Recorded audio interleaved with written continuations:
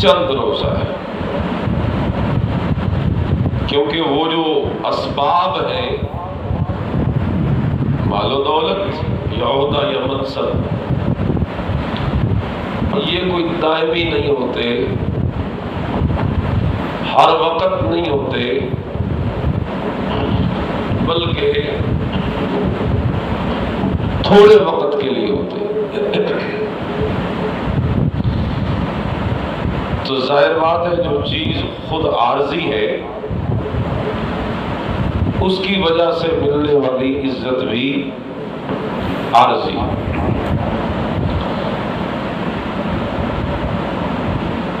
لیکن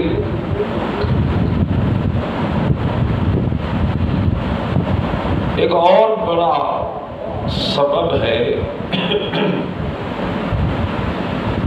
عزت کا،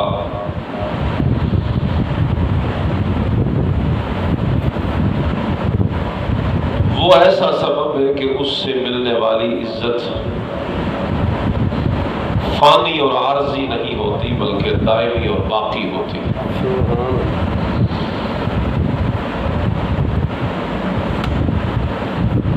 اور وہ سبب کون سا ہے؟ وہ سبب ہے دین کی وجہ سے ملنے والی عزت۔ چونکہ دین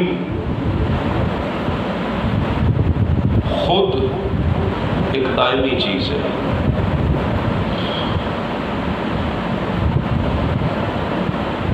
بلکہ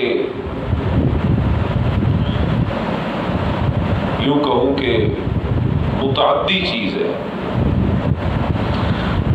جس کا اثر، جس کی عزت صرف اس جہان تک محدود نہیں رہتی، بلکہ اس کا اثر اور اس کی عزت جو ہے وہ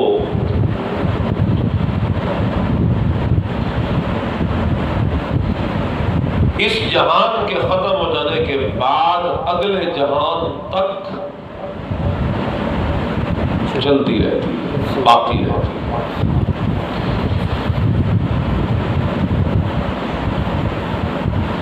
تو پھر ہمیں یہ حقیقت سمجھ آ جانی چاہیے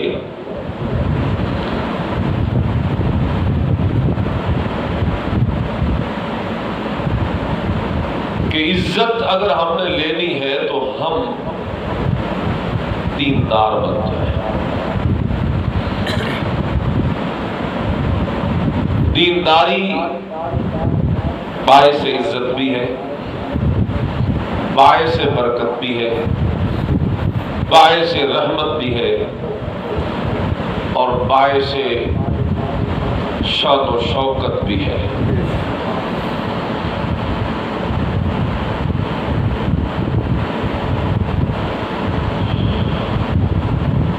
قرآن کریم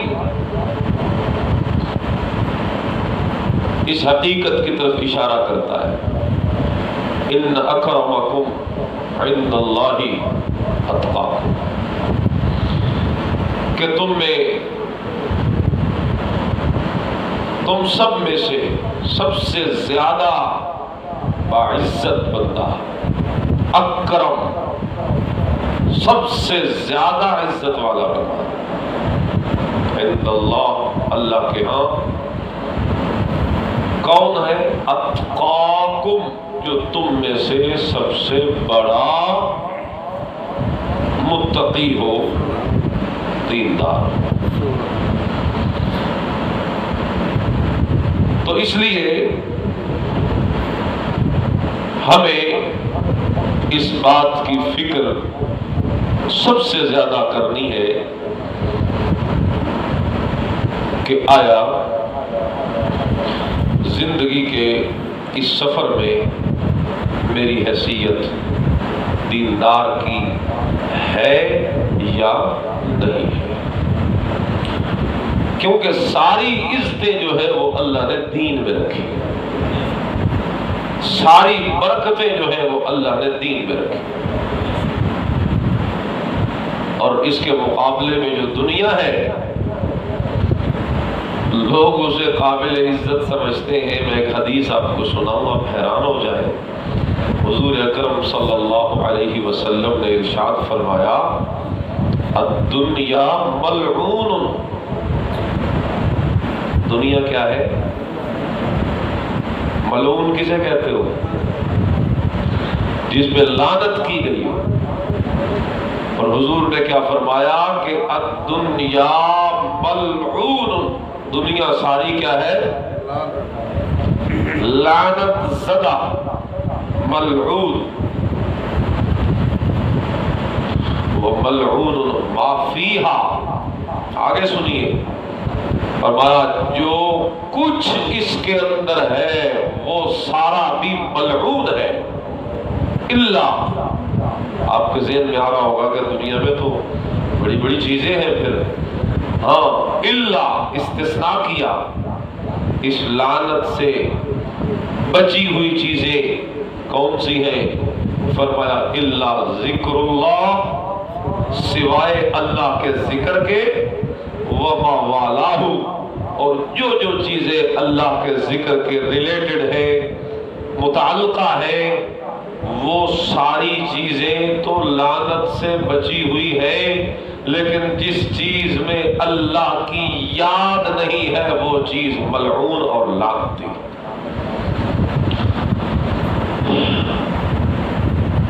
تو یہ حقیقت پھر ہمیں سمجھ آتی ہے کہ اگر ہم نے دنیا بھی رکھنی ہے اور دنیا کے ساتھ بھی اگر ہم نے تعلق رکھنا ہے تو پھر الا ذکر اللہ وما والاہ کے باب میں اسے لے کے آنا ہے.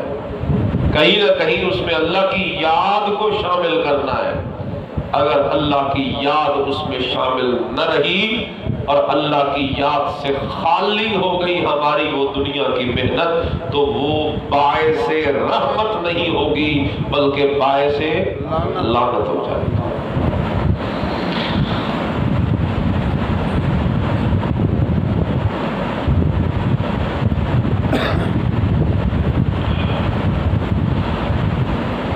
تو دینداری ہی سب سے بڑی عزت کی چیز ہے.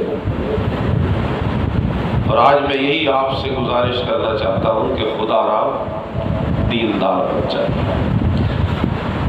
اب دینداری کیا ہے؟ آپ سوچ رہے ہوں گے کہ دیندار وہ ہوتا ہے جو مدرسے میں پڑھ کے آئے. آپ سوچ رہے ہوں گے دیندار وہ ہوتا ہے جو مصلی پہ امامت کرے. آپ سوچ رہے ہوں گے کہ دیندار وہ ہوتا ہے جو ممبر پہ بیٹھ کے تقریر کرے. دیندار وہ ہوتا ہے جس کی پگڑی ہو، امامہ ہو، مرید ہو، حلقہ احباب ہو. نہیں، وہ تو ہے ہی ہے، اس کے ہونے میں تو کسی کو شک نہیں ہے. لیکن صرف وہی دیندار نہیں ہے، ہر وہ بندہ جس کے دل میں ہر وقت اللہ کی یاد رہتی ہے وہ بندہ دیندار ہے. چاہے وہ ریڑھی کے ٹھیے پہ کھڑا ہو، چاہے وہ بہت بڑا بزنس مین ہو، چاہے کوئی بڑا تاجر ہو، چاہے کوئی بڑا سیاستدان ہو، چاہے کوئی بڑا امیر وزیر ہو، چاہے کوئی بڑا لینڈ لارڈ ہو، چاہے کوئی بڑا عہدے اور منصب والا ہو، یا چاہے محنت مزدوری کرنے والا ہو، جو بھی اللہ کی یاد کو اپنے دل میں ہر وقت بسائے رکھتا ہے، اللہ کی نگاہوں میں وہ بندہ دیندار ہے.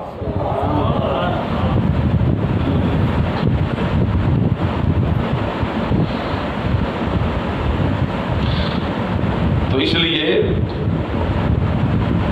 دینداری اگر پیدا کرنی ہے اپنے دل میں تو یہ کیفیت پیدا کیجیے.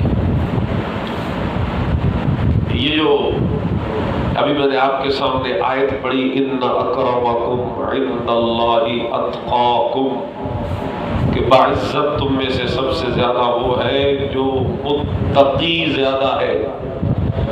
متقی یعنی تقوی والا، پرہیزگار، یہ تقوی کیا ہوتا ہے؟ علماء نے اس کی بڑی تعریفیں کی ہیں اور بڑے مختلف انداز سے اسے ہر کسی نے اپنے ذوق کے مطابق سمجھایا ہے، لیکن ایک بات میں بھی آپ کے سامنے کرتا ہوں۔ متقی وہ ہوتا ہے، تقوی اس بندے میں پیدا ہوتا ہے جو تقوی کی کیفیات پیدا کرتا ہے۔ تقوی کوئی کہیں ملنے والی چیز نہیں ہے کہ جا کے ہم خرید لیں، یا تقوی کوئی نمازیں پڑھنے سے حاصل نہیں ہوتا، یا تقوی تہجد پڑھنے سے حاصل نہیں ہوتا، یا تقوی عبادت میں خوب مجاہدہ کرنے سے حاصل نہیں ہوتا۔ تقوی نام ہے مختلف کیفیات کا، انہی کیفیات میں سے ایک کیفیت یہ ہے کہ بندے کے دل میں ہر وقت یہ خیال پیدا ہو جائے، پیدا کیا ہو جائے، بیٹھ جائے اور اس کے دل سے نکلتا نہ ہو، ہر وقت یہ خیال اور یہ کیفیت جس بندے پہ طاری رہے کہ میرا اللہ مجھے دیکھ رہا ہے، وہ بندہ متقی بندہ یہ کیفیت پیدا کرے کہ میرا اللہ مجھے، بس یہ کیفیت جس کے اندر پیدا ہو گئی وہ خود متقی بن جائے گا، کیونکہ یہ صفت ایسی ہے کہ اللہ مجھے دیکھ رہا ہے۔ بھائی اللہ دیکھ رہا ہے تو ظاہر بات ہے اس کیفیت کے کچھ اثرات تو ظاہر ہوں گے نا۔ اگر یہ کیفیت دل میں آئے کہ میرا باپ مجھے دیکھ رہا ہے تو بتائیے کیفیت دل میں جب یہ پیدا ہوتی ہے تو کچھ اثرات اس کے ظاہر ہوتے ہیں کہ نہیں ہوتے؟ ایک کام سے باپ منع کرتا ہے اور بیٹا وہ کام کرنے لگا ہے کہ اچانک اس نے دیکھا ہے کہ میرا باپ مجھے دیکھ رہا ہے۔ اب بتاؤ کہ وہ کام باپ اس پہ ناراض ہوتا ہے، باپ روکتا ہے کہ یہ نہ کر۔ اب جب اسے یہ کیفیت پیدا ہوگی کہ میرا باپ تو مجھے دیکھ رہا ہے تو وہ کرے گا یا چھوڑ دے گا؟ چھوڑ دے گا۔ شاگرد کے دل میں یہ کیفیت پیدا ہو گئی کہ وہ کام کرنے لگا کہ اچانک اسے خیال آیا کہ کہیں میرا استاد تو نہیں مجھے دیکھ رہا، تو بس جب وہ کیفیت اس کے اندر پیدا ہوئی اور استاد دیکھ رہا ہے، اسے بھی یقین ہو گیا کہ استاد دیکھ رہا ہے، تو اس کیفیت کا اثر کیا نکلے گا کہ وہ اس کام کو کرے گا یا چھوڑ دے گا؟ چھوڑ دے گا۔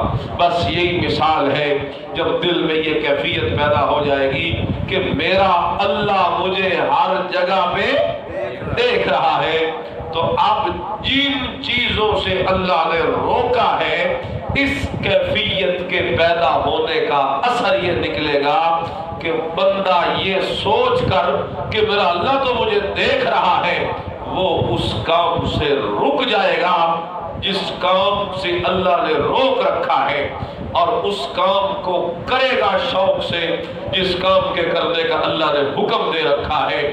بس اگر یہ کیفیت پیدا ہو اور نتیجے میں یہ دو اثر ہو کہ جس پہ اللہ راضی ہے وہ کرے اور جس پہ اللہ ناراض وہ نہ کرے، بس جس بندے کے دل میں یہ کیفیت آئی اور اگلے دو کام کیے، مجھے بتاؤ پھر رہ کون سی چیز گئی؟ سارا دین تو ہے ہی یہی، کرو نہ کرو، کرو نہ کرو، کرو نہ کرو۔ اوامر اور نہیں کا مجموعہ شریعت کہلاتا ہے، اوامر اور نہیں کا مجموعہ دین کہلاتا ہے، قرآن کہلاتا ہے، اسلام کہلاتا ہے، دین کہلاتا ہے۔ اس لیے جو بندہ اپنے دل میں یہ کیفیت پیدا کرے گا، یقین سے کہا جا سکتا ہے کہ وہ بندہ دیندار بن جائے گا۔ وہ بندہ کیا بن جائے گا؟ دیندار۔ دیندار۔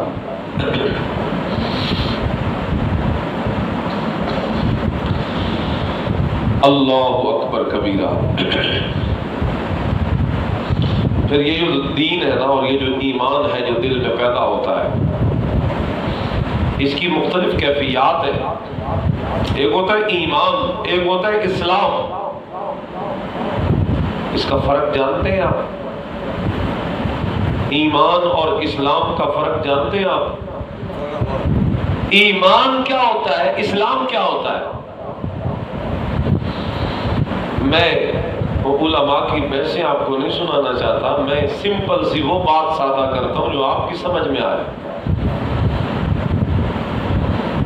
ایمان جو ہے نا، ایمان یہ باطن کا نام ہے، اندر کا نام ہے، دل کا نام ہے، دل کے یقین کا نام ہے۔ اور جو اسلام ہے نا، یہ ظاہری اس کے اثرات کا نام ہے۔ دل میں یقین بیٹھے تو کہتے ہیں مومن ہو گیا۔ وہ چیزیں جو ماننے کی ہیں اللہ کے رسول صلی اللہ علیہ وسلم نے بتلائی ہیں، ان کا اعتقاد یقین کے درجے تک پہنچا گیا تو کہتے ہیں یہ مومن ہو گیا۔ پڑھتے نہیں آپ، آمنت باللہ وملائکتہ وکتبہ ورسلہ والیوم الآخر والقدر خیرہ وشرہ من اللہ تعالی والبعث بعد الموت۔ یہ ساری چیزیں ایمان ہیں، یعنی یقین کر جانا، بیلیو کر جانا، مان جانا کچھ چیزوں کا کہ یہ ہے اور یہ اس طرح سے ہے، بس وہ مومن ہو۔ اب جب اندر ایمان بڑھے گا نا، ترقی کرے گا نا، پھیلے گا نا، اللہ اکبر کبیرہ، تو پھر اس کا اثر جو ہے نا وہ چھلک کے انسان کے ظاہر پہ آ جائے، اس کے اعضاء پہ آ جائے۔ وہ اندر ایمان جب پھیلے گا نا، پھوٹے گا نا، درخت کی شاخیں نکلے گی نا، تو جب اس کی شاخیں نکلے گی تو ان شاخوں کا اثر کبھی آنکھ پہ ظاہر ہوگا، کبھی کان پہ ظاہر ہوگا، کبھی زبان پہ ظاہر ہوگا، کبھی ہاتھ پہ ظاہر ہوگا، کبھی پیر پہ ظاہر ہوگا، کبھی دل پہ ظاہر ہوگا، کبھی دماغ پہ ظاہر ہوگا، حتیٰ کہ اس ایمان کا اثر کبھی اس کی عزت والی جگہ پہ ظاہر ہوگا، اس لحاظ سے کہ ان تمام اعضاء کا استعمال وہ اسی طریقے سے کرے گا جس طرح اس کا ایمان اس کو اجازت دیتا ہے۔ وہ حد نہیں کراس کرے، وہ حدوں کے اندر رہے گا۔ بس یہ جو ظاہر میں عمل کرنے کی توفیق مل جائے گی اور عمل صالح میں جو اچھا ہو جائے گا تو کہیں گے کہ یہ بندہ مسلمان ہو گیا ہے۔ مسلمان بمانا، مسلم بمانا فرما بردار ہو گیا ہے، تابع دار ہو گیا ہے۔ اللہ اللہ اللہ اللہ اللہ اللہ۔ قالت الاعراب آمنا قل لم تؤمنوا ولكن قولوا اسلمنا ولما يدخل الإيمان في قلوبكم۔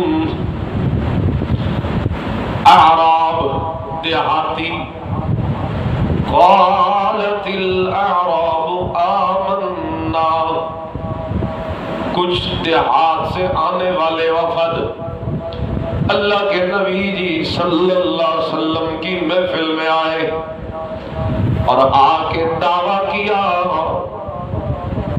قالوا آمنا، کہ یا رسول اللہ ہم کیا ہو گئے؟ مومن۔ دعوی ایمان کیا، اور جب دعوی ایمان کیا بس ان کا یہ دعوی ایمان تو تھا، لیکن ابھی تک وہ ایمان ان کے دلوں میں راسخ اور پکا نہیں ہوا۔ یہی وجہ ہے کہ ان کے اعضاء پہ بھی ابھی تک اس کا اثر نہیں ہوا۔ تو اللہ تعالیٰ نے قرآن نازل کر کے فرمایا اے میرے پیغمبر انہیں کہیے نا وَلَٰكِن قُولُوا أَسْلَمْنَا، یہ نہ کہو ابھی تک کہ ہم نے ایمان قبول کیا، وَلَٰكِن قُولُوا، بلکہ ابھی تک صرف اتنا ہی کہو اسلمنا کہ ہم نے اسلام قبول کیا۔ کیوں؟ اس کی وجہ یہ ہے کہ وَلَمَّا يَدْخُلِ الْإِيمَانُ فِي قُلُوبِكُمْ، جس دعوے کا، جس ایمان کا تم دعویٰ کر رہے ہو، اس ایمان کا لازمی نتیجہ ہے کہ بندہ دل اسی کو دے دیتا ہے جسے مان لیتا ہے، اور ابھی تک تم نے اپنا دل اس کے حوالے کامل طریقے سے نہیں کیا، اس لیے وَلَٰكِن قُولُوا أَسْلَمْنَا وَلَمَّا يَدْخُلِ الْإِيمَانُ فِي قُلُوبِكُمْ، ابھی تک ایمان جب تمہارے دلوں میں داخل ہی نہیں ہوا تو پھر تم دعوی ایمان نہیں کر سکتے۔ ہاں کچھ تمہاری آمد، کچھ تمہارے ٹوٹے پھوٹے اعمال کو دیکھ کر تمہیں فی الحال مسلمان تو کہا جا سکتا ہے، ایمان والا نہیں کہا جا سکتا، کیونکہ ایمان جب بندہ قبول کرتا ہے تو پھر یہ دل اس کے اپنے کنٹرول سے نکل کر کس کے کنٹرول میں چلا جاتا ہے؟ اللہ ہی کے۔ اللہ اکبر کبیرہ۔ اس لیے آج ہماری حالت بھی کچھ اسی طرح سے ہے، ہم نے کلمہ اسلام تو پڑھا لیکن ایمان ابھی تک ہمارے دلوں میں بھی راسخ نہیں ہوا۔ حقیقت یہی ہے، ہم اڑ جائے تو ویسے کوئی علاج نہیں ضد کا، لیکن حقیقت یہی ہے کہ ہمارے دلوں میں ایمان راسخ نہیں ہوا۔ بس وہ بیج ڈالا تھا، وہی کہیں دل کی اس بنجر زمین میں کہیں گل سڑ رہا ہے، پتہ نہیں کس حال میں ہے، پھلا پھولا نہیں وہ بیج، شاخیں اس کی نہیں نکلی، شاخیں تو نکلے تو شاخ یہاں تک بندے کو فرما بردار اور اللہ کا مطیع و تابع دار بنا دیتی ہے۔ ایک حدیث مجھے یاد آ گئی، میرے نبی نے فرمایا الایمان بضع و70 شعبہ، ایک روایت میں آیا الایمان بضع و 60 شعبہ، کہ ایمان کے 60 شعبے یا 70 شعبے یا اس سے بھی زیادہ ہیں، 60 یا اس سے زیادہ، 70 یا اس سے زیادہ۔ فَأَفْضَلُهَا، ان 70 شعبوں میں سے جو سب سے بڑا افضل شعبہ ہے وہ یہ ہے قول لا الہ الا اللہ۔ سب سے افضل شعبہ یہ ہے کہ بندہ یہ قول کرے، بندہ یہ اقرار کرے کہ لا الہ الا اللہ، کرتا دھرتا اس کائنات کا اکیلا اللہ۔ یہ لا الہ الا اللہ کا معنی آتا ہے ہمیں؟ ہاتھ کھڑا کیجیے جو بندہ کہتا ہے مجھے لا الہ الا اللہ کا معنی آتا ہے، تو انتے آتا اس کی۔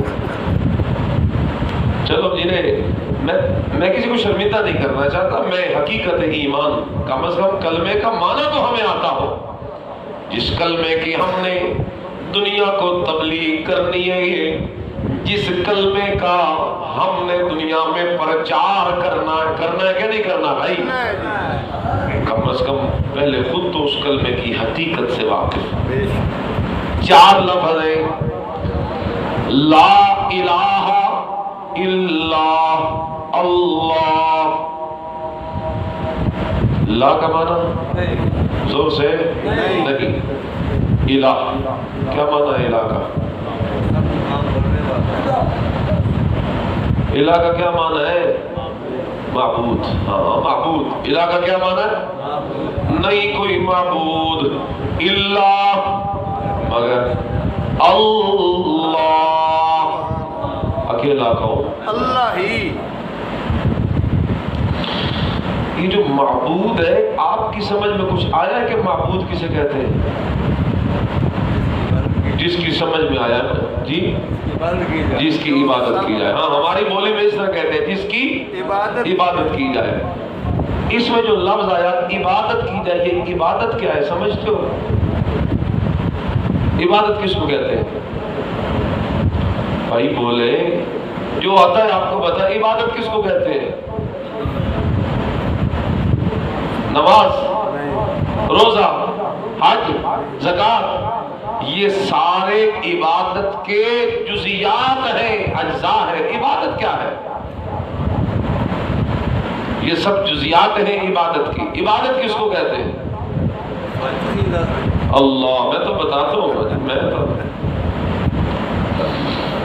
انشاءاللہ بتاؤں عبادت کسے کہتے ہیں.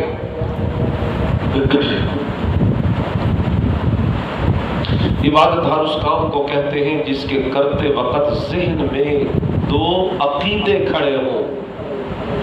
جس کی وہ تعظیم کر رہا ہے نا، بس اس کے ذہن میں ہو کہ میں جس کی تعظیم کر رہا ہوں، نمبر ایک تو وہ میرے حالات سے واقف ہے، مجھے جانتا ہے، میری ذات کا علم اسے ہے کہ میں کہاں ہوں. میں جو آخر کسی کو پکار رہا ہوں کہ میں مصیبت میں پھنسا ہوں، میری مدد کرو، جس طرح ہم کہتے ہیں یا علی مدد، کہتے ہیں کہ نہیں کہتے ہیں؟ یا رسول اللہ مدد، یا پیر مدد، یا غوث مدد، کہتے ہیں نا.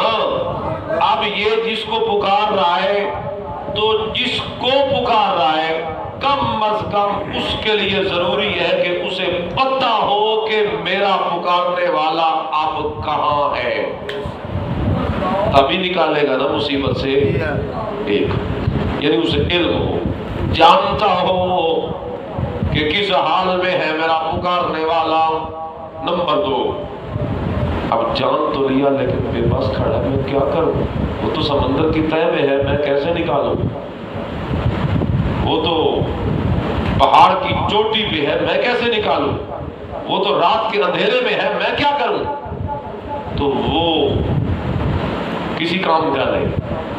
نمبر ایک جانے.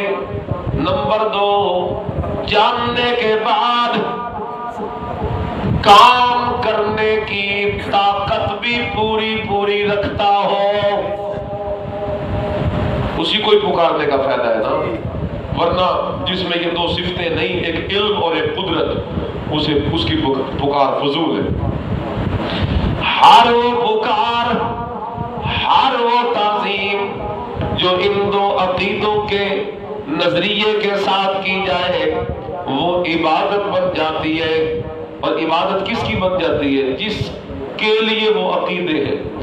اگر میں کہوں کہ میں کھڑا ہوں تعظیم کرتے ہوئے اللہ کے دربار میں، تو میں کہوں گا میرے دل میں ہے، وہ مجھے جانتا بھی ہے، میرے نفع نقصان کا مالک بھی ہے. تو پھر میرا یہ کھڑا ہونا عبادت کس کی بن جائے گا؟ اور اگر اسی طریقے سے ہاتھ باندھ کے میں کسی آستانے پہ چلا جاؤں، اللہ کا در چھوڑ دوں اور کسی اور کے در پہ جا کے کھڑا ہو جاؤں، کسی دربار یا مزار پہ، کسی قبر یا شجر پہ، کسی حجر کے سامنے یا کسی آستانے کے سامنے، اور میرا یہ اعتقاد ہو کہ جس کے پاس آیا کھڑا ہوں، یہ سانپ کے زہر کا اثر تھوڑے گواہ ہی ہے نا. بڑا شور مچایا ہوا ہے آپ نے، جنہوں سب لڑے انہوں اتنا ہی لے آ کے سٹو. یہ عقیدہ ہوتا ہے کہ حضرت صاحب کو پتہ چل گیا کہ کون آیا.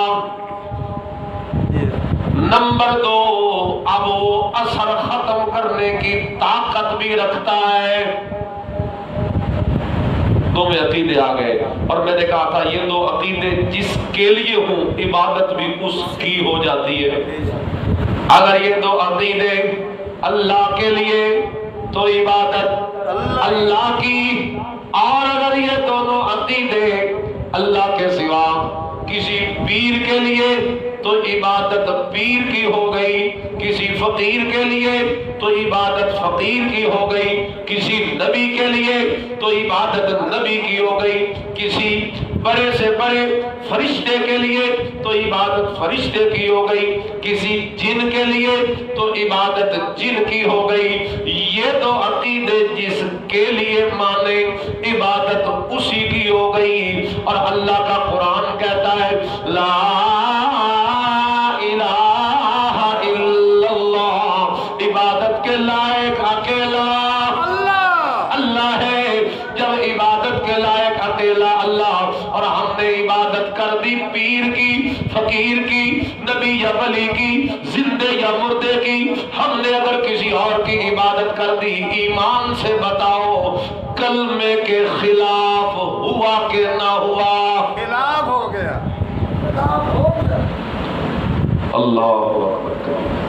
تو عبادت سمجھیے، عبادت ہر وہ کام ہوتا ہے جس کے کرتے وقت ذہن میں دو نظریے ہوں۔ ایک نظریہ کہ جس کو پکار رہا ہوں، جس کے سامنے رکوع کرنے لگا ہوں، جس کی نظر نیاز دینے لگا ہوں، جس کی قبر کے طواف کرنے لگا ہوں، جس کے لیے قربانی کرنے لگا ہوں، جس کے نام کی منت ماننے لگا ہوں، جسے پکارنے لگا ہوں، جسے بلانے لگا ہوں، وہ میرے حالات سے واقف ہے، غائبانہ مجھے نظر نہیں آتا لیکن وہ مجھے دیکھ رہا ہے، میں اسے دیکھ نہیں سکتا لیکن وہ مجھے دیکھ رہا ہے۔ یہ جو کہتا ہے یا غوث مدد، تو اس کا عقیدہ یہ ہوتا ہے شیخ عبد القادر جیلانی مجھ سے تو دور ہے لیکن وہ مجھ سے دور نہیں، میں ان سے تو دور ہوں، یعنی میں ان کو دیکھ نہیں پا رہا لیکن وہ تو مجھے دیکھ رہے ہیں۔ پھر نمبر 2، 11ویں کا دودھ دوں گا، خوش ہوں گے تو میری گائے میں برکت دے گے، میرا دودھ زیادہ ہو جائے گا، میرے کاروبار میں برکت آ جائے گی، اور وہ مجھے بڑی رحمتیں اور برکتوں سے مالا مال کرنے کی طاقت رکھتے ہیں۔ یہ دو عقیدے شیخ جیلانی کے لیے آئے تو عبادت شیخ جیلانی کی ہو گئی، اور اللہ کا قرآن کہتا ہے لا الہ الا اللہ کے عبادت کے لائق تو صرف کون ہے؟ اللہ ہی۔ خلاصہ یہ نکلا کہ عبادت وہ ہوتی ہے، ہر وہ کام ہوتا ہے، چاہے وہ طواف ہو، چاہے منت ہو، چاہے نیاز ہو، چاہے پکار ہو، قربانی ہو، جو چیز بھی ہو، عبادت تب بنے گی جب اس کے پیچھے دو عقیدے ہو۔ اب یہ دونوں عقیدے ہم نے کس کے لیے رکھنے ہیں بھائی؟ اللہ کے، اللہ کے لیے رکھنے ہیں۔ اللہ کے۔ کیوں رکھنے ہیں؟ کہ اللہ کا قرآن کہتا ہے، حضور فرماتے ہیں الایمان بضع و سبعون شعبہ، ایمان کے 70 سے زیادہ شعبے، افضل شعبہ لا الہ الا اللہ، اور لا الہ الا اللہ کا معنی سمجھا رہا تھا آپ کو۔ الہ ہوتا ہے جو معبود ہو، معبود وہ ہوتا ہے جس کی عبادت کی جائے، عبادت اس کو کہتے ہیں جو دو عقیدوں سے کام کیا جائے، ایک جس کے لیے کر رہا ہوں وہ میرے حالات کو جانتا ہے یعنی عالم الغیب ہے، نمبر 2 نفع نقصان کا مالک ہے یعنی وہ مختار کل ہے، سارا کلی اختیار اس کا ہے۔ یہ دو عقیدے جس چیز کے پیچھے آ جائیں وہ کام عبادت بن گیا۔ اور اگلی بات سنو، یہ دو صفتیں جس کے اندر آ گئی وہ ذات الہ بن جاتی ہے، الہ بن جاتی ہے، الہ بن جاتی ہے۔ وہ جو کلمے میں لفظ ہے اللہ الہ، یہ الہ وہ ہوتا ہے جو نمبر 1 غیب کا علم جانتا ہو، الہ وہ ہوتا ہے جو مختار کل ہو، نفع نقصان کا مالک ہو۔ اور اللہ کا قرآن کہتا ہے لا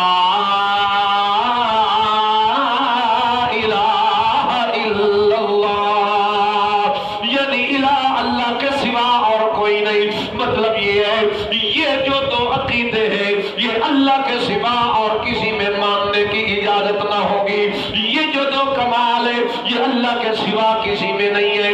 نمبر 1 غیب کو جاننے والا، پردوں کے پیچھے سے حالات کا جاننے والا، چاہے کوئی آگ میں گرنے والا ہو ابراہیم خلیل اللہ جیسا، اس کے حالات کو جان کے آگ کو گلزار بنا کے رکھ دینے والا، چاہے کوئی مچھلی کے پیٹ میں کھڑا ہو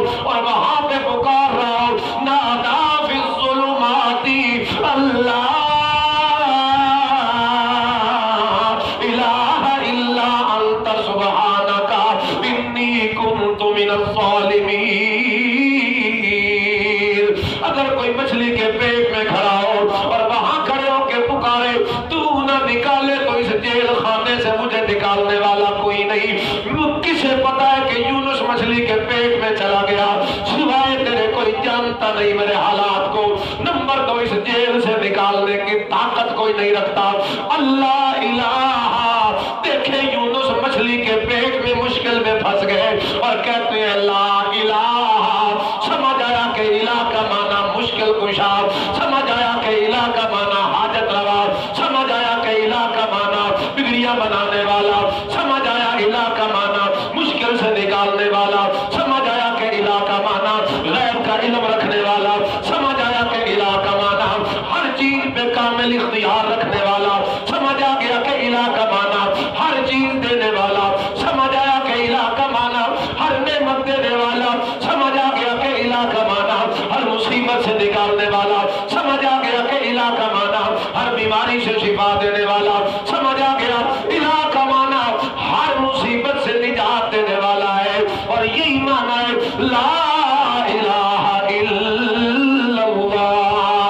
اب ترجمہ کیجئے کلمے کا، اب جب ہم پڑھیں گے لا الہ تو معنی یہ ہوگا نہیں کوئی الہ، یعنی کیا مطلب نہیں کوئی غیب کا علم جاننے والا الا اللہ، مگر اکیلا اللہ، لا الہ نہیں کوئی ساری کائنات کے اختیار کا مالک الا اللہ، مگر اکیلا اللہ، یعنی یہ دو عقیدے ہم نے اللہ کے لیے سنبھال کے رکھنے ہیں، صرف اللہ میں ماننے ہیں، تو الہ کا معنی صدق کے دل سے ایمان دل میں گھر کر جائے گا، اور اگر ان دو عقیدوں میں ہم نے اللہ کے سوا کسی اور کو شریک کر دیا، نبی کو شریک کر دیا، یا ولی کو شریک کر دیا، یا پیر فقیر کو شریک کر دیا، یا زندے یا مردے کو شریک کر دیا، تو پھر الہ کے معنی پہ ڈاکہ ڈال دیا ہم نے، اور جب الہ کے معنی کے خلاف ہم نے کر دیا، مجھے بتاؤ ہمارا ایمان کیسے باقی رہے گا؟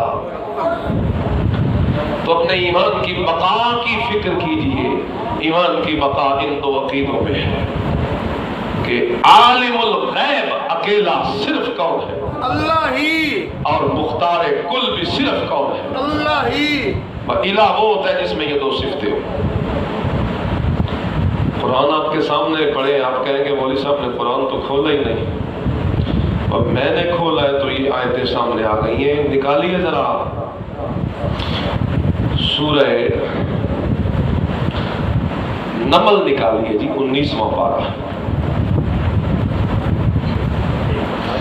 ایک مقام میں صرف آپ کو دکھاتا ہوں کہ جو میں باتیں اب تک کر رہا تھا یہ میں اپنی مرضی سے کر رہا تھا یا قرآن میں؟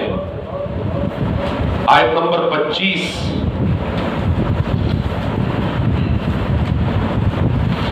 19واں پارہ سورت نمل کی آیت نمبر 25 اور 26، یہ دو چھوٹی چھوٹی آیتیں ہم نے آپ کو دکھانی ہیں۔ 483 صفحہ ہے آپ کے قرآن پہ، 483۔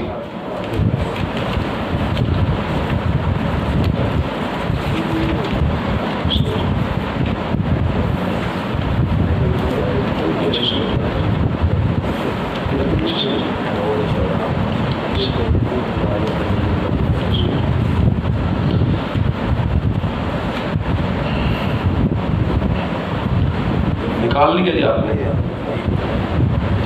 آیت ہے سجدے والی، سجدہ کر لینا بعد میں۔ اللہ یسجدو للہ، اس کے پیچھے واقعہ ہے ہدہد پرندے کا، جناب سلیمان علیہ السلام کی حکومت میں۔ 4-5 آیتیں پیچھے آئیں، آیت نمبر 20 دیکھیں۔ وَتَفَقَّدَ الطَّيْرَ، ایک بار قصہ یہ ہوا کہ سلیمان علیہ السلام نے پرندوں کی حاضری لی تو ہدہد کو نہ دیکھا، تو فرمانے لگے کیا بات ہے کہ میں ہدہد کو نہیں دیکھتا، وہ کہاں غائب ہو گیا؟ پرندوں میں بھی اللہ نے حکومت دے رکھی تھی ان کو۔ فَمَكَثَ غَيْرَ بَعِيدٍ، آیت نمبر 22، تھوڑی دیر گزری تھی کہ وہ آ گیا پرندہ، سلیمان سے کہنے لگا احط بما لم تحط به، میں ایک ایسی بات کا علم لے کے آیا ہوں جس کا تجھے بھی پتا نہیں۔ سبحان اللہ، یہ اللہ کی توحید کا مسئلہ اتنا اونچا ہے، ایک پرندہ اللہ کی توحید کی بولی بول رہا ہے، اللہ نے اس پرندے کا ذکر بھی قرآن میں محفوظ کر دیا۔ اگر تم میں اگر اللہ کی توحید مانیں گے تو کتنا اونچا مقام ہوگا۔ ایک دن میرے نبی نے کعبۃ اللہ کی طرف محبت بھری نگاہ سے دیکھا، یہ خانہ کعبہ جس کا طواف کرتے ہو، جس کے لیے دل تڑپتے رہتے ہیں تمہارے، ایک دن حضور نے کعبے کو دیکھا اور فرمایا اے اللہ کا گھر، ما اعظم حرمتک، کتنی اونچی تیری شان ہے، کتنا اونچا تیرا مقام ہے۔ پھر آگے چل کے حضور نے فرمایا المؤمن، سن، ایک سچا مومن، ایک پکا مومن جو لا الہ الا اللہ پہ یقین رکھنے والا ہو، اعظم حرمتا منک عند اللہ، اس کی عزت اللہ کے نزدیک تجھ سے بھی کہیں زیادہ ہے۔ سبحان اللہ۔ کعبے نالوں زیادہ شان ہے مومن دی۔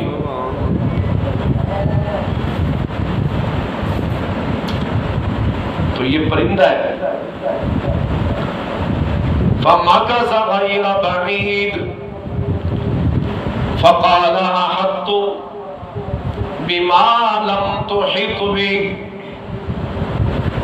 وَجِئْتُكَ مِنْ سَبَإٍ بِنَبَإٍ يَقِينٍ۔ تھوڑی دیر گزری تھی کہ پرندہ آگے اور کہنے لگا کہ میں ایسی بات لے کے آیا ہوں جس کا آپ کو بھی علم کوئی نہیں۔ یعنی پرندے کا عقیدہ یہ کہ ہر چیز کا علم رکھنے والا اکیلا اللہ۔ تو کہاں سے آیا؟ کہنے لگا میں ملک سبا اڑتا اڑتا ایک نئے ملک میں جا پہنچا ہوں، آپ نے بھی نہیں دیکھا ہوا، سبا، ملک سبا، اور میں نے وہاں دیکھا ہے ایک عورت کو کہ وہ حکمران ہے ان کی، وَأُوتِيَتْ مِنْ كُلِّ شَيْءٍ، اسے سلطنت کے لوازم میں سے ہر قسم کا سامان میسر ہے، وَلَهَا عَرْشٌ عَظِيمٌ، اس کا بڑا قیمتی تخت ہے، وَجَدْتُهَا وَقَوْمَهَا، اور میں نے وہاں دیکھا ہے اس کو بھی، اس ملکہ بلقیس کو اور اس کی قوم کو، کہ یسجدون للشمس، کہ وہ تو سجدہ کرتے ہیں سورج کا، من دون اللہ، اللہ کو چھوڑ کر، وزین لهم الشیطان اعمالهم، شیطان نے ان کے کفر یا اعمال کو ان کی نظروں میں بڑا اچھا بنا رکھا ہے، وصدهم عن السبیل، یوں ہی ان کو راہ حق سے روک رکھا ہے، فهم لا یهتدون، وہ راہ حق پہ چلتے نہیں۔ اب آ گئی وہ آیتیں جو ہم نے پڑھنی ہے۔ میں کس بات پہ دلیل دے رہا ہوں کہ الہ وہ ہوتا ہے جس میں دو کمال ہو، ایک وہ عالم الغیب ہو، ایک وہ مختار کل ہو، یعنی ایک اس کا علم ہو پوری کائنات کے ذرے ذرے کو حاوی، اور نمبر دو ساری کائنات میں سے ہر چیز پہ اختیار بھی اسی کا چلتا ہو، اسے کہتے ہیں الہ۔ اب دیکھیے ذرا،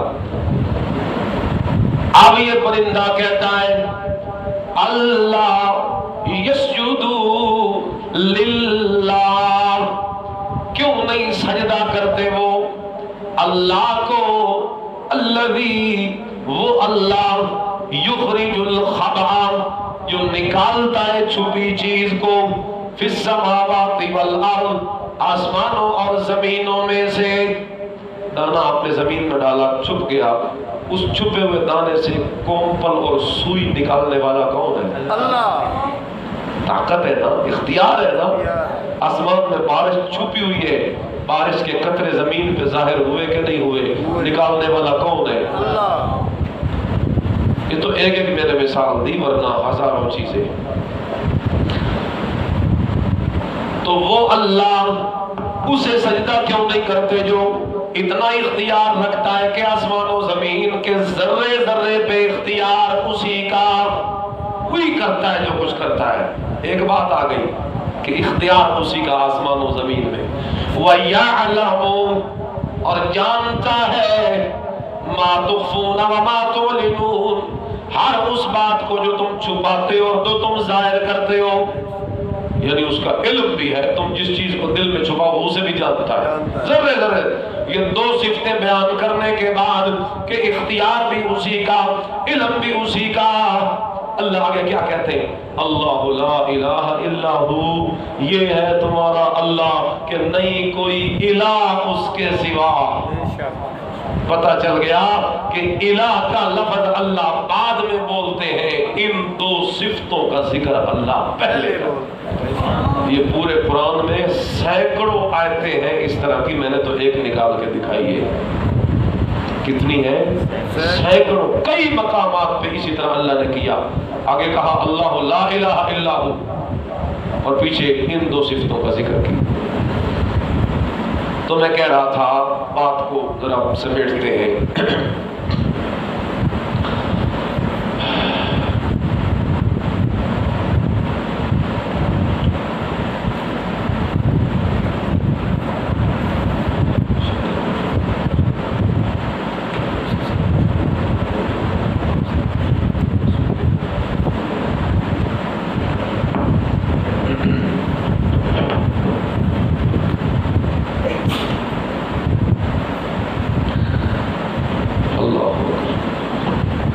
کہہ رہا تھا کہ اس ایمان کے 70 سے زیادہ شعبے، افضل لا الہ الا اللہ، تو لا الہ الا اللہ کا معنی میں آپ کو سمجھانے لگ گیا تاکہ پہلے خود تو بندے کو پتا ہو کہ الہ کا معنی کیا ہے۔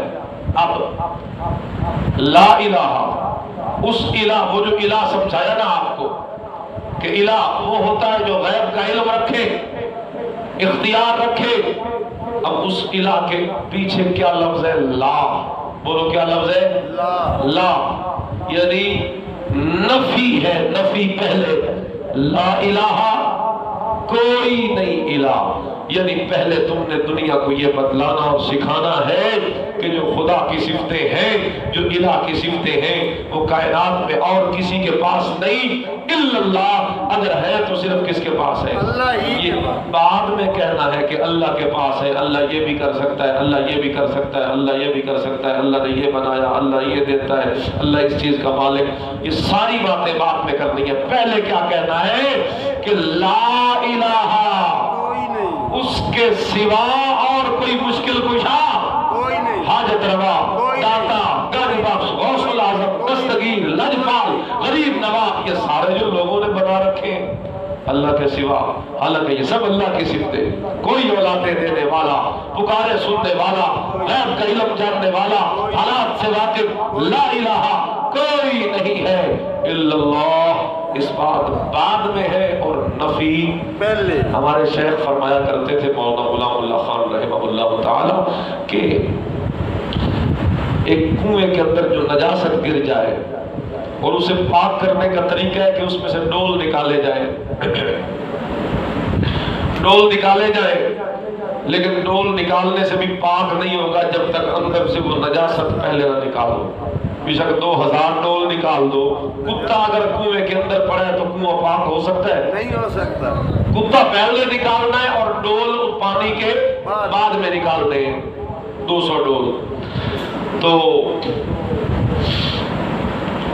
فرمایا کرتے تھے یہ دل بھی ایک کنویں کی مانند ہے، اس میں جب شرک کا کتا مرا پڑا ہے نا اگر اندر، تو بے شک لا لا لا الہ الا اللہ ہو کی ضربیں لگاتا رہے، تسبیح پھیرتا رہے، ذکر کرتا رہے اور لوگوں کو ہو پہ محنت کرواتا رہے، لیکن اگر تو نے لا الہ پہ محنت نہیں کروائی، شرک جب تک اندر سے نہیں نکلے گا اتنے تک دل کے اندر کبھی توحید کا نور نہیں آ سکتا اور دل کبھی پاک نہیں ہو سکتا۔ دل پاک تب ہوگا جب پہلے لا کی تلوار چلا کے ساری کائنات کو یہاں سے نکالے گا باہر، جب ساری کائنات نکل جائے گی دل خالی ہو جائے گا، پھر اس دل کے اندر میرے اللہ کی رحمت کا ڈیرا لگ جائے گا۔ بے شک، سبحان اللہ۔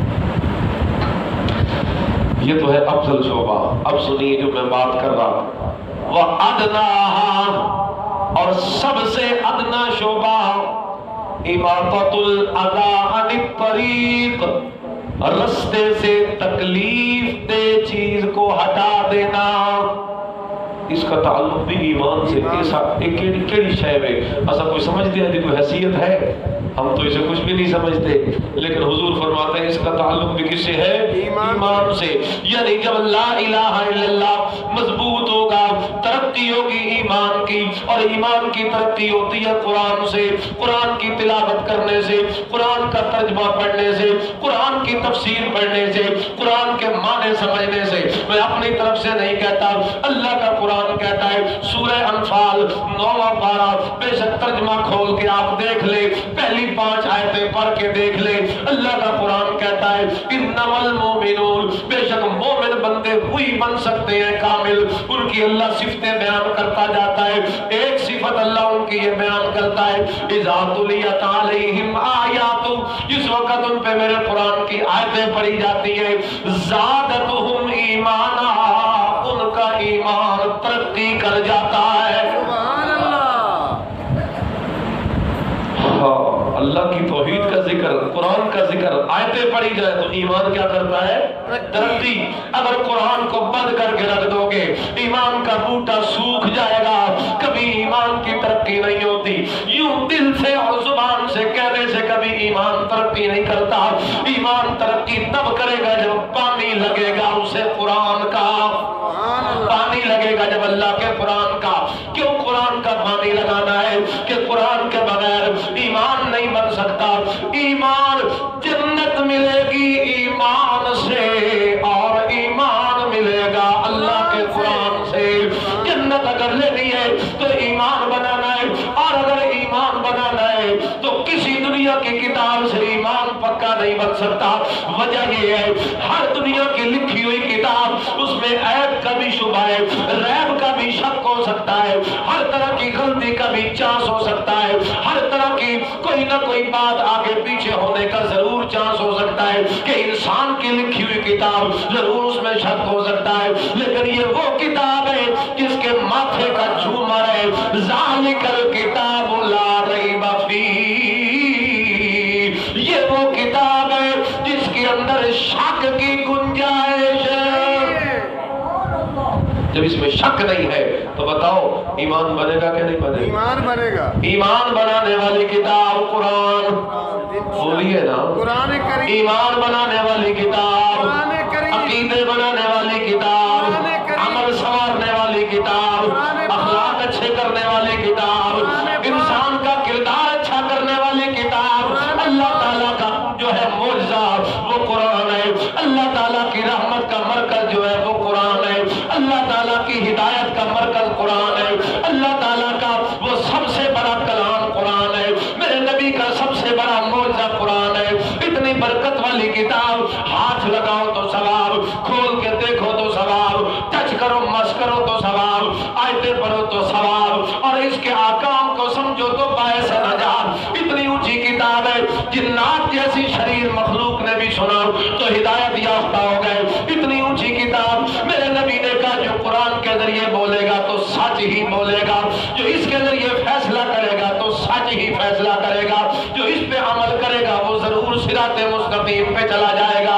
ایسی کتاب ہے جس رات میں اتری وہ راتوں کی سردار، جس زبان میں اتری وہ زبانوں کی سردار، جس نبی پہ اتری وہ نبیوں کا سردار، جس شہر میں اتری وہ شہر مکہ شہروں کا سردار ہے، جو فرشتہ لے کے آیا وہ فرشتوں کا سردار، جس مہینے میں اتری رمضان مہینوں کا سردار، جس رات میں اتری لیلۃ القدر راتوں کی سردار ہے، اور جس پیغمبر پہ اتری وہ پیغمبر پیغمبروں کا سردار ہے، اور جس اللہ کا کلام ہے وہ اللہ تو ساری کائنات کا سردار ہے۔ نعرہ تکبیر، توجہ کیجئے میری طرف، میں جو کہنا چاہتا ہوں اس پہ آئیے توجہ کیجئے۔ اللہ اکبر کبیرہ، میں کہنا چاہتا ہوں قرآن ہی وہ کتاب ہے جو ایمان کو ترقی دیتی ہے، قرآن ہی وہ کتاب ہے جس سے ایمان پھلتا اور پھولتا ہے۔ آج دنیا میں بڑے بڑے شبے پیدا کیے جا رہے ہیں، کوئی کہتا ہے قرآن کے قریب نہ آنا، یہ عالموں کی کتاب ہے، 18 علوم جب تک نہیں ہوتے تو قرآن پڑھنے کی ہمت نہیں ہوتی، حالانکہ خود بیٹھ کے حدیث پڑھنے لگ جاتا ہے، حالانکہ حدیث کے لیے تو 40 کے قریب علوم پڑھنے کی ضرورت ہے۔ جب تک قرآن علوم جو ہے وہ ٹھیک ہے، علوم کا ہونا بھی ضروری ہے، لیکن اس کتاب کو اللہ نے آسان اتنا بنا دیا۔ اللہ کہتے ہیں وَلَقَدْ يَسَّرْنَا الْقُرْآنَ لِلذِّكْرِ فَهَلْ مِن مُّدَّكِرٍ، اس قرآن کو ہم نے اتنا آسان بنایا، دنیا میں کوئی کتاب اتنی آسان نہیں جتنا قرآن آسان بنا دیا، دنیا میں کوئی کتاب اتنی اونچی نہیں جتنا قرآن کو اونچا بنا دیا، دنیا میں کوئی کتاب اتنی سچی نہیں جتنا قرآن کو سچا بنا دیا۔ اللہ کہے آسان ہے، میں اور تو کہے کہ مشکل ہے، سمجھ نہیں آتی، یہ شیطان کا دھوکہ تو ہو سکتا ہے، کبھی اللہ کی بات نہیں ہو سکتی۔ اللہ کی بات یہ ہے کہ قرآن آسان، اللہ کی بات یہ ہے کہ قرآن بڑا سمجھنا آسان ہے۔ اس لیے میری دعوت یہ آپ تمام دوستوں کو خدا را قرآن سے تعلق بنائیے، قرآن کا ترجمہ پڑھیے، قرآن کی تفسیر پڑھیے، انہیں صحابہ کو دیکھ لیجیے جو بالکل اتنے گر چکے تھے کہ اللہ انہیں انسان کہنے کے بھی، اللہ انسان کہنا بھی انہیں گوارا نہیں کرتا تھا، لیکن ایک موقع یہ آیا اللہ تعالیٰ نے ان کا ذکر اسی قرآن میں کرنا شروع کر دیا۔ ایک موقع یہ آیا وہ زمین پہ چلتے ہیں، اللہ ان کے قدموں کی آج کو جنت میں پہنچا دیتا ہے۔ ایک موقع یہ آیا وہ زمین پہ ان پہ تبرہ ہوتا ہے، اللہ عرشوں پہ بیٹھ کے وکیل صفائی کی حیثیت سے وکالت کرتا ہے، اللہ ان کی تعریفیں کرتا جاتا ہے۔ اولئک هم المفلحون، اولئک هم الراشدون، اولئک هم المهتدون، اولئک هم الصادقون، اولئک هم الصدیقون، اللہ ان کی تعریفیں کرتا جاتا ہے۔ کون سی کتاب تھی جو صحابہ کی لائبریریوں میں تھی؟ امام مالک کا فرمان مجھے یاد آ گیا، امام مالک رحمہ اللہ فرمان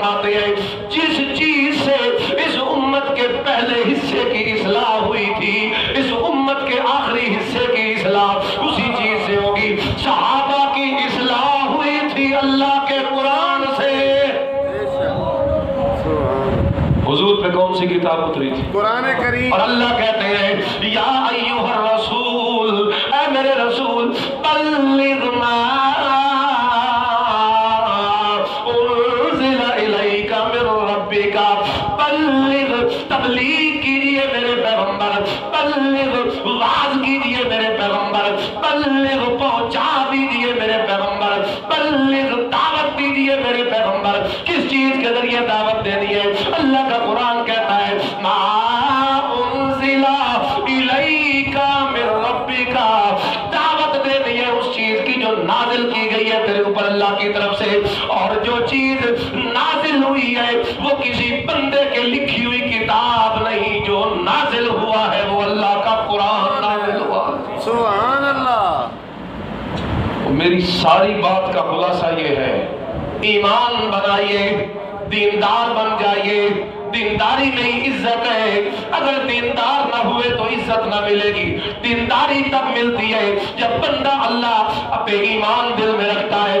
ایمان تب بنتا ہے جب بندہ قرآن پڑھتا ہے. جب قرآن پڑھتا ہے سبحان اللہ، اللہ کی نظروں میں کتنا اونچا ہو جاتا ہے. میرے نبی کی ایک حدیث مجھے یاد آ گئی. میرے نبی نے فرمایا جس وقت دنیا کے اندر کوئی کچھ لوگ جمع ہو کے میرے کتاب کی درس و تدریس کا کام کرتے دنیا میں بیٹھ کر، کسی مسجد کے اندر، کسی گھر کے اندر، کسی محلے کے اندر، کسی ڈیرے کے اندر، کسی جگہ پہ ایک پڑھانے والا باقی بیٹھ کے سمجھنے پڑھنے والے، جس طرح اب ہم یہاں بیٹھے اللہ کی توفیق سے.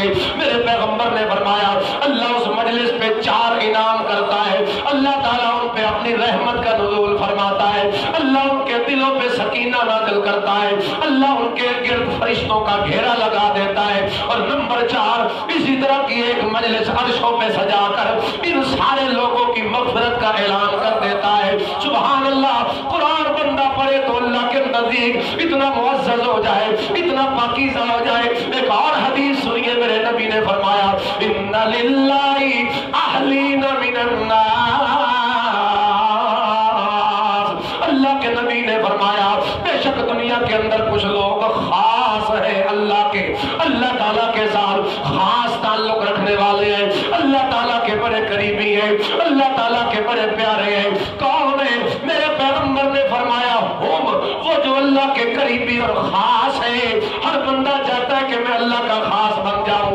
آؤ میں تمہیں نسخہ بتاؤں اللہ کا خاص بننے کا طریقہ کیا ہے. میرے نبی نے فرمایا ہم، وہ جو اللہ کے خاص ہیں، اہل القرآن.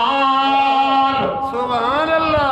وہ کون ہے؟ قرآن والے. بولو کون ہے؟ قرآن کریم والے. قرآن والے، قرآن کو سمجھنے والے، قرآن کو پڑھنے والے، قرآن کے مطابق عقیدے بنانے والے، قرآن کے مطابق عمل سنوارنے والے، قرآن کے مطابق اخلاق سنوارنے والے، قرآن کے مطابق اعمال سنوارنے والے، قرآن کے مطابق تجارت کرنے والے، قرآن کے مطابق سیاست کرنے والے، قرآن کے مطابق قیادت کرنے والے، قرآن کے مطابق زندگی گزارنے والے، قرآن کے مطابق دنیا میں کام کاج چلانے والے، قرآن کے مطابق دنیا میں ایک دوسرے سے تعلق رکھنے والے، قرآن کے مطابق دوستیاں رکھنے والے، قرآن کے مطابق دشمنیاں رکھنے والے، قرآن کے مطابق محبت رکھنے والے، قرآن کے مطابق نفرت رکھنے والے، قرآن کے مطابق احکام ماننے والے، قرآن کے مطابق سارے کردار اچھے کرنے والے. فرمایا ہم اہل القرآن، وہ جو قرآن کے مطابق چل چل کے اپنی زندگیاں بسر کرتے ہیں وہی لوگ ہیں جنہیں اللہ خاص درجے عطا فرما دیتا. سبحان اللہ. آج لوگ کہتے ہیں مشکل ہے، اللہ تعالیٰ کا کلام ہے، پتہ نہیں اس کے بڑے ادب ہے، کہیں جا کے تم کھول کے بیٹھو ترجمہ پڑھنے لگو، ایسے کوئی گستاخی ہو جائے گی تم سے. چھوڑو میاں، علماء کا کام ہے، کریں گے، تم اس کو چھوڑو. اللہ اللہ، بڑی خطرناک بات ہے، بڑی خطرناک بات ہے. اس کا ادب کیا ہے کہ بند کر کے رکھ دیا جائے، یہ ادب ہے. کھولنا کیا گستاخی ہے؟ نہیں، گستاخی ہوتی. ایک اور حدیث ذہن میں آ گئی. میرے نبی نے فرمایا جو بندہ قرآن پڑھے، الماہر بالقرآن، بڑا ماہر ہے قرآن پڑھنے کا، ایسے تیرتا جاتا ہے تیرتا جاتا ہے. جس طرح قاری حضرات پڑھتے ہیں تیزی کے ساتھ تیرتا جاتا ہے تیرتا جاتا ہے. فرمایا مع السفرۃ الکرام البررہ، یہ تو عزت دار فرشتوں کے ساتھ کھڑا ہوگا قیامت کے دن. اور دوسرا بندہ وَهُوَ عَلَيْهِ شَاقٌ وَيَتَتَعْتَعُ فِيهِ، دوسرا وہ جسے پڑھنا آتا پڑھتا ہے تو غلط ہو جاتا ہے، پھر پیچھے مڑتا ہے درست کرتا ہے، پھر مڑتا ہے دل میں آتا ہے پتہ نہیں ٹھیک ہویا کہ نہیں ہویا، پھر لگتا ہے پھر لگتا ہے پھر لگتا ہے۔ جو قرآن پڑھتا ہے سمجھنے کے لیے پھر مڑتا ہے، تلفظ ٹھیک کرنے کے لیے پھر پڑھتا ہے، غلط بھی پڑھ بیٹھتا ہے صحیح بھی کر لیتا ہے، بس جو اس طریقے سے چلتا رہتا ہے، میرے نبی نے فرمایا پہلے پڑھنے والے کو سنگل اجر مل رہا تھا، موڑ موڑ کے پڑھنے والے کو اللہ ڈبل اجر عطا۔ سبحان اللہ۔ تم کہتے ہو قرآن کھولا تو گستاخی ہو جائے گی، اور میں کہتا ہوں غلط پڑھو وقت بھی اللہ دے، کوشش تو کر رہا ہے نا، اسے ڈبل اجر دو ڈبل اجر دو ڈبل اجر دو۔ اللہ اکبر کبیرہ۔ اس لیے قرآن کی گستاخی کھول کے پڑھنا نہیں، قرآن کی گستاخی یہ ہے کہ بند کر کے ٹھپ کے رکھ دینا الماریوں میں، یہ گستاخی ہے۔ اس لیے میری آپ کو دعوت فکر ہے کہ جتنے یہاں بیٹھے ہو وعدہ کرو قرآن کا ترجمہ پڑھیں گے انشاءاللہ۔ انشاءاللہ کرو وعدہ بھائی، قرآن کا ترجمہ پڑھیں گے انشاءاللہ۔ ترجمہ خریدو، بے شک قرآن کا ترجمہ وہ خریدو جو دیوبندی بریلوی کے فرقے بننے سے پہلے کا لکھا ہوا ہے، پہلے کا لکھا ہوا، شاہ عبد القادر کا، شاہ عبد القادر رحمہ اللہ کا لکھا ہوا تھا، بے شک وہ لو یا کوئی اور لو، قرآن کا ترجمہ پڑھنا شروع کرو۔ میں رب کعبہ کی قسم اٹھا کے کہتا ہوں روزانہ تھوڑا سا روٹین بناؤ، بیٹھا ایک رکوع پڑھا، ذرا مڑ کے دوبارہ پڑھا، تیسری مرتبہ دوبارہ پڑھا، پھر سے 12 پڑھا، یوں بے شک 4-5 آیتیں ہو، بے شک ایک صفحہ ہو، مڑ مڑ کے اللہ کی مراد کو سمجھنے کی کوشش، مڑ مڑ کے بات کو سمجھنے کی کوشش۔ تم 2-3 سپارے ابھی تک نہیں پڑھو گے انشاءاللہ صراط مستقیم تمہیں نصیب۔ سبحان اللہ سبحان اللہ۔ تو عزت ساری دینداری میں ہے، بولو عزت ساری کس میں ہے؟ دینداری۔ دینداری اسے ملتی ہے جس کے پاس ایمان ہو، ایمان اسے ملتا ہے جس کے دل میں اللہ کا قرآن ہو۔ وآخر دعوانا الحمدللہ۔